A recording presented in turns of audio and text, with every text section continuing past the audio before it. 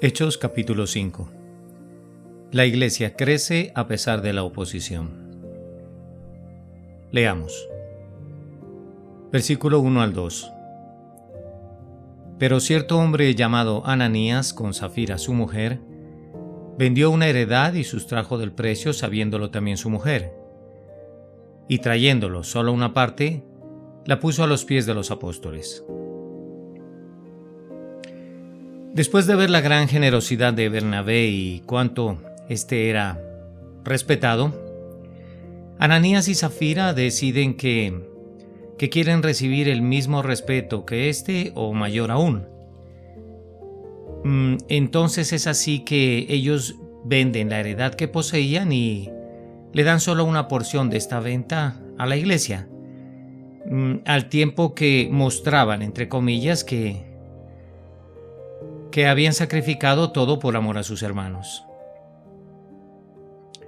Y lo que vemos en este pasaje claramente es que el marido y la mujer pues eran cómplices en este engaño, ya que ambos querían dar esa imagen de generosidad sin realmente ser notablemente generosos. Versículos 3 al 4. Y dijo Pedro: Ananías, ¿por qué llenó Satanás tu corazón para que mintieses al Espíritu Santo y sustrajeses del precio de la heredad? ¿Reteniéndola no se te quedaba a ti y vendida no estaba en tu poder? ¿Por qué pusiste esto en tu corazón? Pues no has mentido a los hombres, sino a Dios. Al parecer aquí, Dios le había dado a Pedro un conocimiento sobrenatural de lo que Ananías había hecho con el dinero de la venta de su heredad. Y al respecto, podemos decir que este don espiritual, llamado palabra de ciencia o de sabiduría, es mencionado en 1 Corintios capítulo 12 y versículo 8. Miremos que cuando Pedro dijo esto, Ananías debió haberse sentido aplastado completamente, pues muy seguramente él lo que esperaba eran las alabanzas del pueblo por su regalo, ese regalo que él consideraba espectacular a la iglesia. Pero en vez de eso, este Ananías fue regañado y confrontado por el apóstol Pedro, pues lo que el apóstol vio fue que Satanás mismo estaba trabajando en la iglesia, aún a través de un hombre que era contado entre creyentes, como lo era este Ananías. Y debido a que su pecado buscaba la alabanza pública por su generosidad, pues también fue muy apropiado que su pecado fuera revelado públicamente. También dice en el pasaje: ¿por qué llenó Satanás tu corazón para que mintieses al Espíritu Santo? Pedro con esta pregunta no estaba acusando a Ananías de mentirle a la iglesia ni a los apóstoles, sino que su acusación era por qué este Ananías había mentido al Espíritu Santo mismo, pues el apóstol claramente creía que el Espíritu Santo era una persona, porque, como bien sabemos, solo se le puede mentir a una persona. Y también Pedro creía que el Espíritu Santo es Dios, cuando dice: no has mentido a los hombres, sino a Dios. También les dice: reteniéndola no se te quedaba a ti y vendida no estaba en tu poder. Aquí el apóstol Pedro reconoce libremente que la heredad de Ananías y su valor solo pertenecía a él, y esto hacía que él fuera completamente libre de hacer con esta heredad lo que quisiera, lo que nos lleva a concluir que su delito no fue retener el dinero, sino implicar engañosamente a la iglesia que lo había dado todo. Me refiero a todo el dinero de la venta de su heredad. Por supuesto que su pecado fue la avaricia. Me refiero al guardar parte del dinero de la venta. Pero lo que me gustaría que quede claro aquí es que su mayor pecado en realidad fue el orgullo, al querer que todos lo consideraran muy espiritual porque lo había, entre comillas, dado todo, cuando en realidad no lo había hecho. Esto nos muestra cuán innecesario fue ese pecado de Ananías, puesto que éste era libre de usar el dinero para lo que quisiera, excepto, claro está, como una manera de de hinchar o de inflar su imagen espiritual y ese orgullo delante de sus hermanos. Satanás también vemos que en este pasaje había llenado el corazón de Ananías, por lo cual es que Pedro le pregunta: ¿por qué pusiste esto en tu corazón? Esto nos queda aún más claro finalmente cuando entendemos que Satanás puede influenciar también la vida de un creyente, incluso de un creyente lleno del Espíritu Santo, como puede ser tu caso y el mío. Pero Satanás claramente no puede pecar por ti o por mí. Eso nos debe quedar claro. Así que, sin duda, Ananías tuvo que haber concebido este pecado con anticipación en su corazón. Versículos 5 al 6. Al oír Ananías estas palabras, cayó y expiró. Y vino un gran temor sobre todos los que lo oyeron. Y levantándose los jóvenes lo envolvieron y sacándolo lo sepultaron. El apóstol en este pasaje no está pronunciando una sentencia de muerte sobre Ananías. Lo que Pedro está haciendo es simplemente confrontarlo a Ananías con su pecado. Y Ananías, después de esta confrontación, vemos que muere. Sacando una conclusión de esto, podemos ver es que no es asunto de la iglesia cristiana pronunciar una sentencia de muerte sobre nadie, sino que el asunto de la iglesia de Cristo aquí en la tierra es denunciar el pecado a tiempo entre sus miembros. Esto, claro, parece ser un castigo severo por un pecado que es muy común hoy en día, por lo cual muchos lectores de la Biblia se preguntan si Dios no fue excesivamente duro contra Ananías, pero lo que podemos ver es que en realidad no fue excesivamente duro contra Ananías, pues este recibió exactamente lo que merecía, ya que él simplemente no podía vivir con su pecado en esa atmósfera de pureza que marcaba con particularidad a la iglesia primitiva en ese momento. También cabe anotar que el medio físico para la muerte de Ananías fue tal vez un ataque al corazón causado por el susto o terror que conllevaba esta situación, pues él vivía en un tiempo y entre un pueblo que realmente creía en un Dios del cielo al que todos debemos rendir cuentas.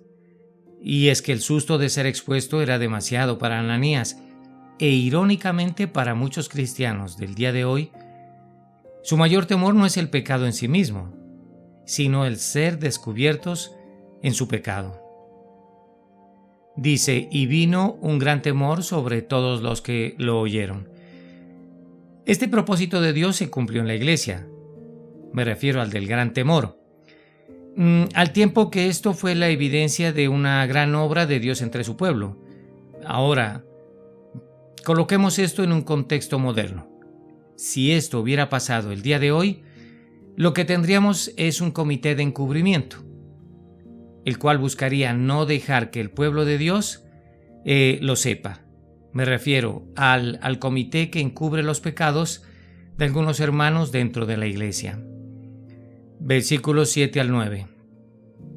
Pasando un lapso como de 3 horas, sucedió que entró su mujer, no sabiendo lo que había acontecido. Entonces Pedro le dijo: dime, ¿vendisteis en tanto la heredad? Y ella dijo: sí, en tanto. Y Pedro le dijo: ¿por qué convinisteis en tentar al Espíritu del Señor? He aquí a la puerta los pies de los que han sepultado a tu marido, y te sacarán a ti. Esta Safira, la mujer de Ananías, era una participante a sabiendas en este pecado.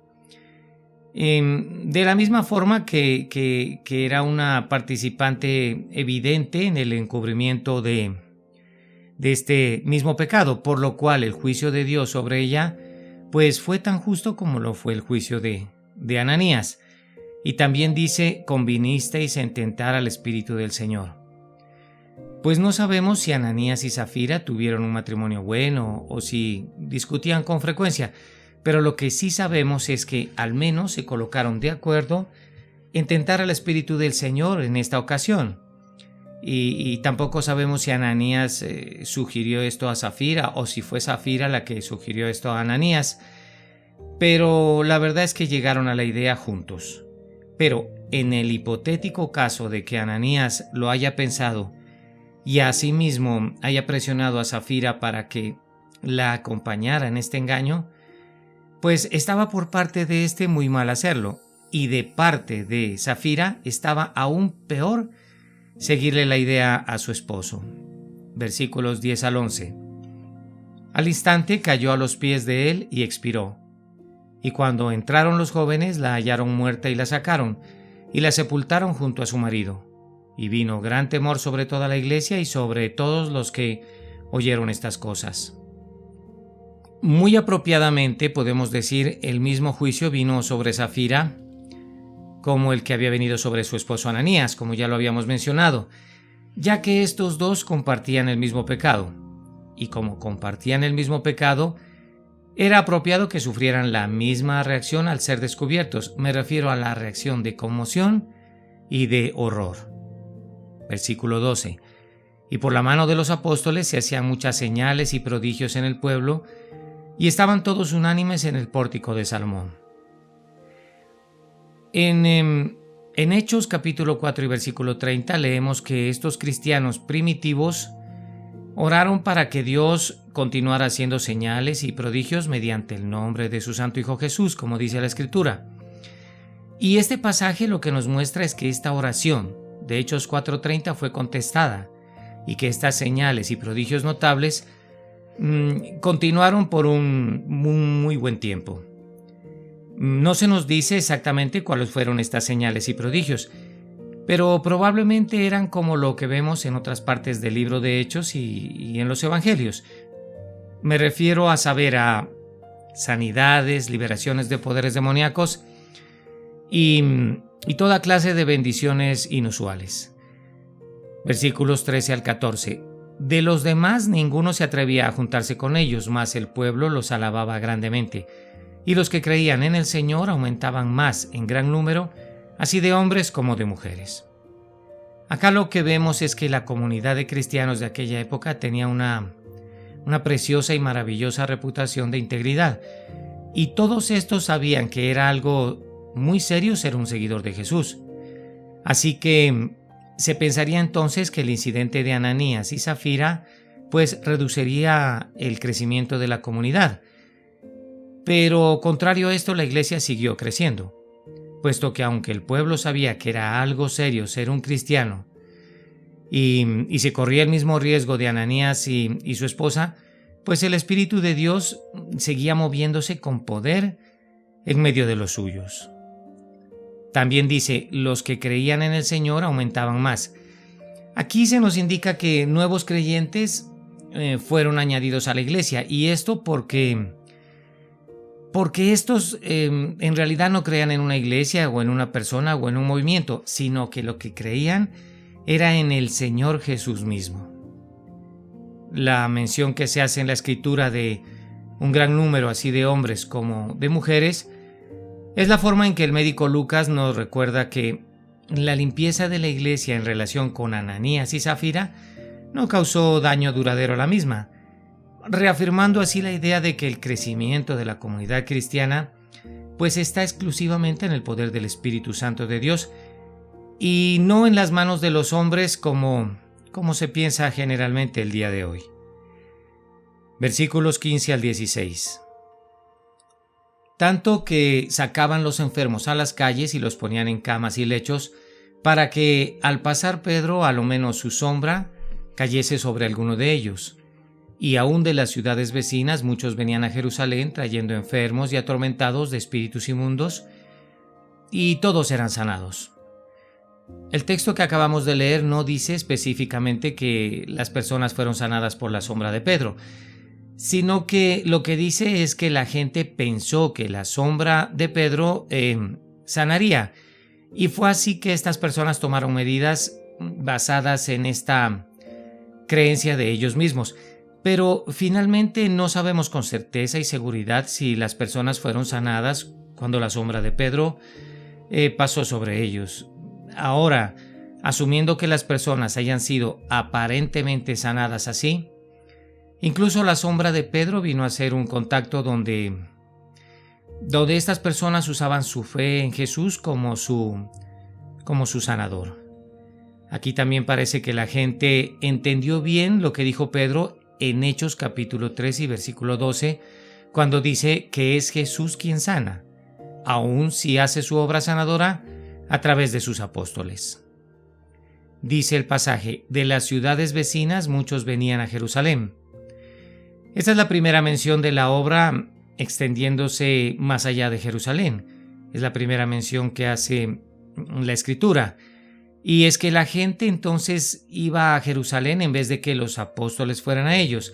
Esto, claro está, fue emocionante, pero no fue exactamente el desarrollo de la iglesia conforme al mandato de Jesús, puesto que Él les dijo a sus discípulos que fueran a Jerusalén, a toda Judea, a Samaria y hasta lo último de la tierra, como vimos en Hechos 1:8. Y bien sabemos que los apóstoles no salieron de Jerusalén hasta que fueron forzados a salir por la persecución que vino sobre la iglesia. Versículo 17 al 18. Entonces, levantándose el sumo sacerdote y todos los que estaban con él, esto es, la secta de los saduceos, se llenaron de celos y echaron mano a los apóstoles y los pusieron en la cárcel pública. La reunión inicial de Pedro y Juan con los líderes religiosos terminó bien para los primeros seguidores de Jesús, pero esto no fue el fin del asunto, ya que el establishment, o sea, el establecimiento religioso, nuevamente presionó con fuerza contra ellos.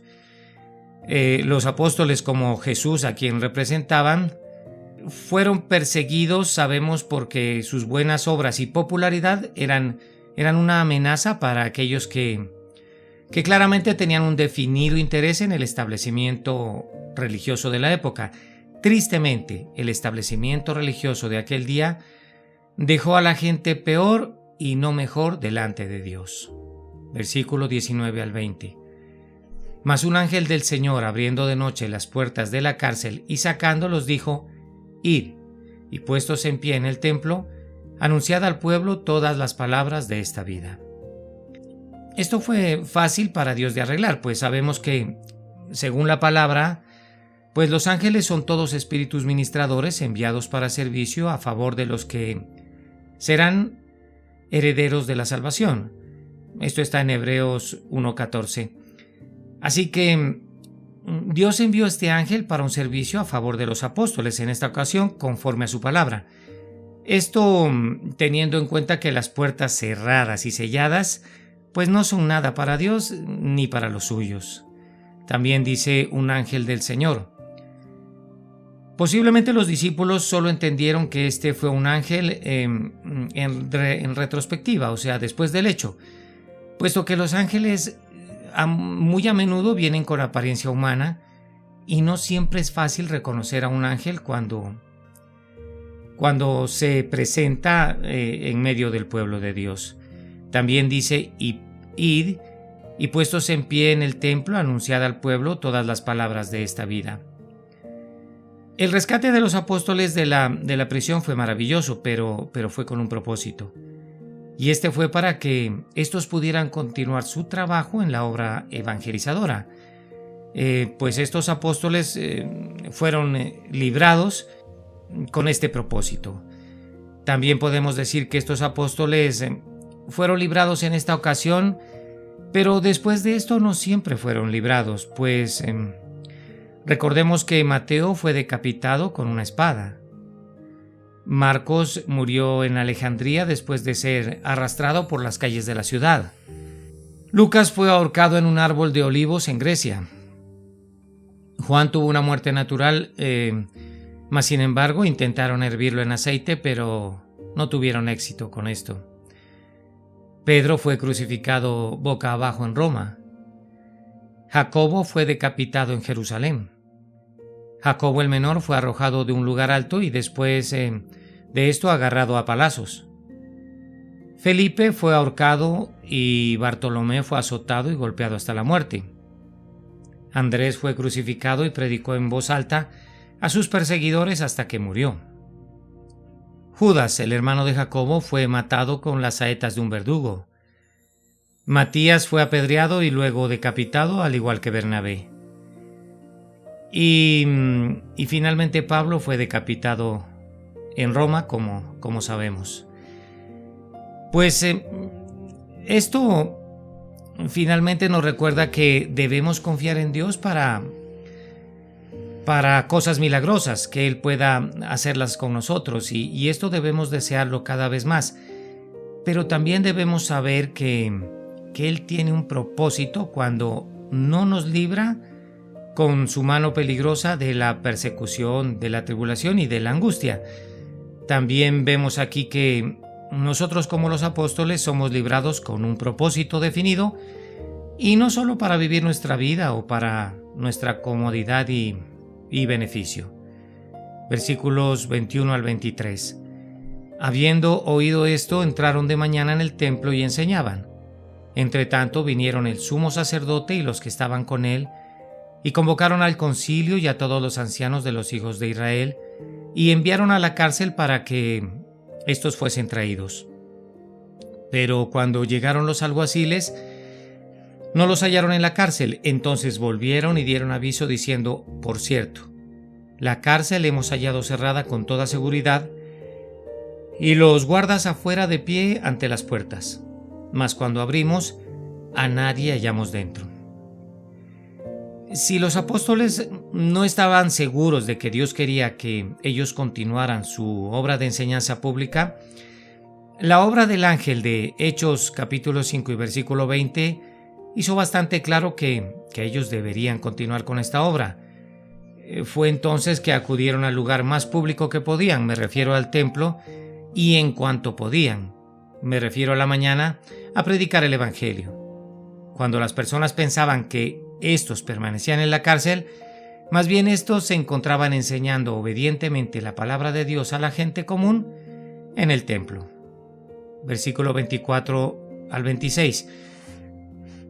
Cuando oyeron estas palabras, el sumo sacerdote y el jefe de la guardia del templo y los principales sacerdotes dudaban estos en qué vendría a parar aquello. Pero viniendo uno les dio esta noticia: he aquí, los varones que pusisteis en la cárcel están en el templo y enseñan al pueblo. Entonces fue el jefe de la guardia con los alguaciles y los trajo sin violencia, porque temían ser apedreados por el pueblo. En este punto suponemos que los líderes religiosos tenían que estar preguntándose con qué o con quién exactamente estaban tratando, pues había una evidencia repetitiva de un poder sobrenatural obrando con los seguidores de Jesús. Y es que, siguiendo la historia relatada por Lucas hasta este punto, ahora entendemos por qué dice el pasaje que dudaban en qué vendría a parar aquello. Pero nosotros, como lectores del registro escrito, no debemos dudar, porque sabemos que la obra de Dios continuará por mucho tiempo, de hecho hasta la venida de su Hijo.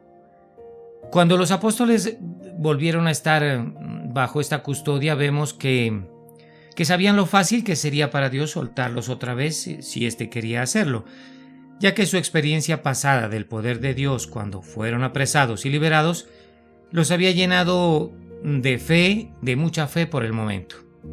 Significativamente aquí, los apóstoles no apelaron a la opinión popular por protección contra los líderes religiosos, ya que de haberlo querido podrían haber incitado a la multitud gritando: miren, van a permitir que estos nos lleven, pero más bien su confianza estaba completa en Dios y exclusivamente en el Señor, y por eso no apelaron al pueblo. Leemos en el pasaje que dice: porque temían ser apedreados por el pueblo. En esta línea, los corazones de los líderes religiosos fueron expuestos nuevamente, ya que estos temían a la gente, pero no temían a Dios, el cual claramente les había mostrado a estos sacerdotes que estaba trabajando entre sus discípulos. Versículo 27 al 28. Cuando los trajeron, los presentaron ante el concilio y el sumo sacerdote les preguntó diciendo: ¿No os mandamos estrictamente que no enseñaseis en ese nombre? Y ahora habéis llenado a Jerusalén de vuestra doctrina y queréis echar sobre nosotros la sangre de este hombre. Esta acusación del sumo sacerdote de que los apóstoles habían llenado a toda la ciudad de su doctrina fue un maravilloso testimonio de la efectividad del mensaje predicado por los discípulos en Jerusalén, en la ciudad de Jerusalén en esa época. También dice: ¿queréis echar sobre nosotros la sangre de este hombre? Sin duda el sumo sacerdote pensaba que los apóstoles querían responsabilizar a los líderes judíos en alguna medida por la ejecución de Jesús. Pero sabemos que los apóstoles lo que deseaban era que el sumo sacerdote y los otros líderes judíos creyeran en Jesús, tal como lo hicieron otros sacerdotes y otros fariseos. Ciertamente, los apóstoles lo que querían era echar la sangre de Jesús que cubre y limpia sobre el sumo sacerdote y otros en el concilio, haciendo así la obra comisionada a ellos por el Señor Jesús en Mateo capítulo 28 y versículos 18 al 20. Me refiero a la gran comisión. Versículos 29 al 32. Respondiendo Pedro y los apóstoles dijeron: ¿Es necesario obedecer a Dios antes que a los hombres? El Dios de nuestros padres levantó a Jesús, a quien vosotros matasteis colgándole en un madero. A este Dios ha exaltado con su diestra por príncipe y salvador, para dar a Israel arrepentimiento y perdón de pecados. Y nosotros somos testigos suyos de estas cosas, y también el Espíritu Santo, el cual ha dado Dios a los que le obedecen. Vemos aquí que la respuesta de los apóstoles al concilio no fue en defensa, y ni siquiera fue una petición de misericordia, sino que más bien fue una simple explicación de sus actos, pues el Nuevo Testamento enseña que debemos someternos a aquellos en autoridad sobre nosotros.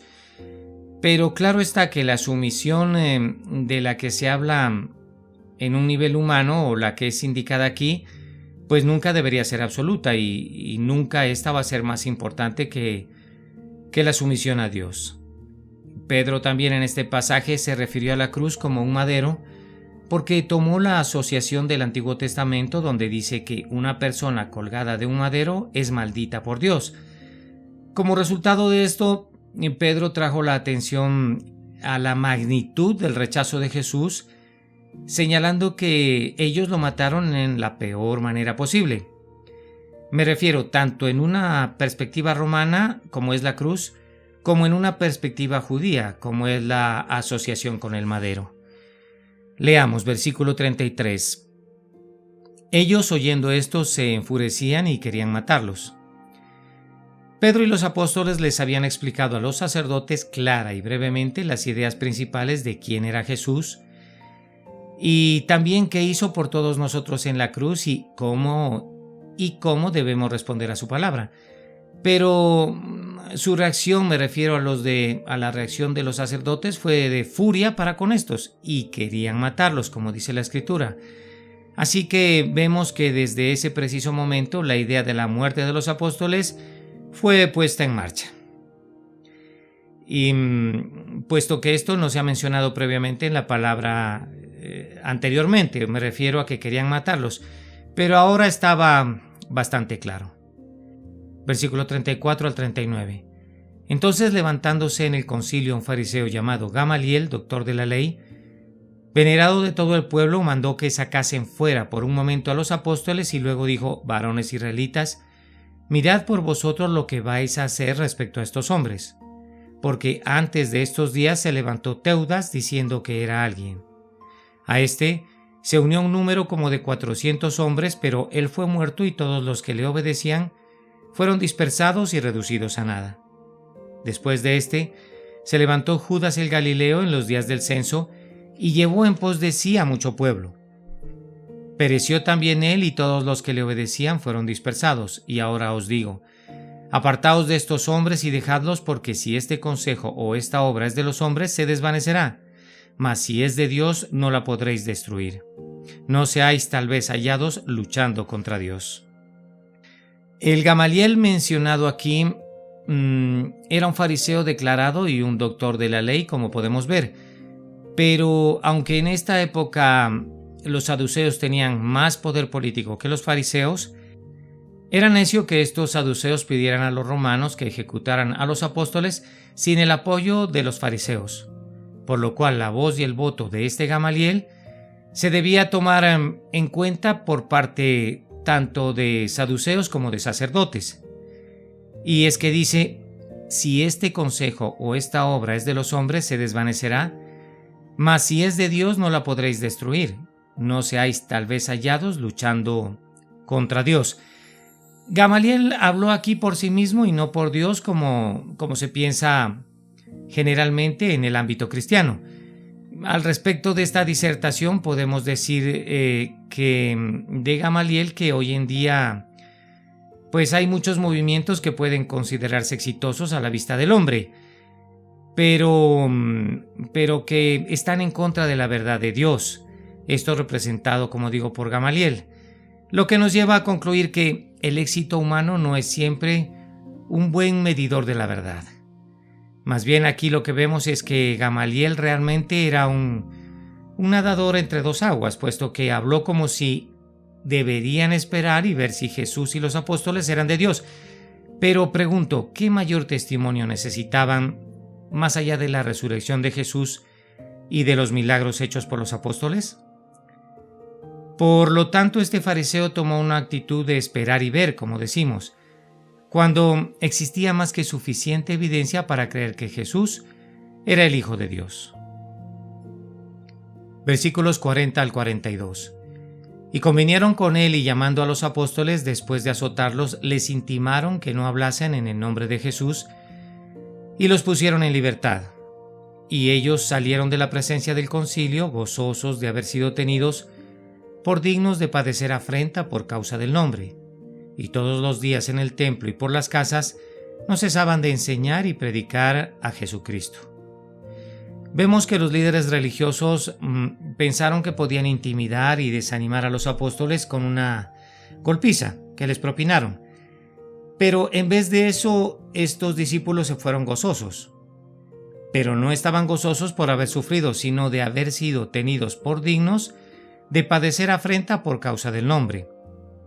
Para estos discípulos era un privilegio ser asociados con Jesús en cualquier circunstancia, aun fuera en padecer afrenta, lo cual viene a ser un muy buen ejemplo para los cristianos de nuestra época, los cuales rehúyen a la persecución, acusándola a esta como una maniobra de Satanás en contra de la obra de Dios. También vemos en este pasaje que la palabra azotarlos que se emplea aquí puede ser traducida como desollarlos, ya que el azotamiento que recibieron estos discípulos les quitó la piel de sus espaldas, y a muchos cristianos, cabe la pena decir, esto les causó la muerte. Aquí, debido a la súplica racional de Gamaliel, se llegó a un compromiso con los sacerdotes y los apóstoles fueron liberados con un castigo leve. Eso si consideramos 39 azotes como un castigo leve, pues esto les pudo haber causado hasta la muerte, y si no murieron fue por la obra graciosa y milagrosa de Dios.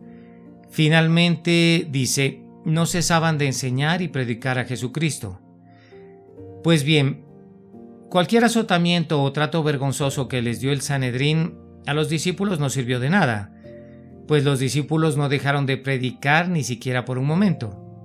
Esto, la verdad, nos reta a cada uno de nosotros como seguidores de Jesús a hacer lo mismo hoy en día, puesto que el día de hoy a menudo encontramos que la amenaza del rechazo social es suficiente para hacernos callar sobre quién es Jesús y qué hizo por nosotros.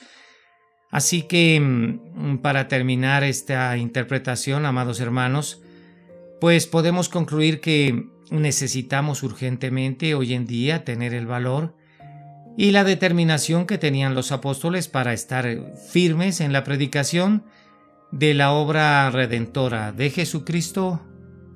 Amén. Oremos. Señor, queremos glorificar tu nombre el día de hoy y alabar, Señor, y adorar delante de ti, arrepentidos por nuestros pecados, Señor, porque hemos pecado contra ti y contra el cielo, amado Dios. Padre, el pecado del orgullo se encuentra en nuestros corazones. Muchas veces hemos sido como Ananías y como Zafira, que buscamos más el orgullo que la gracia.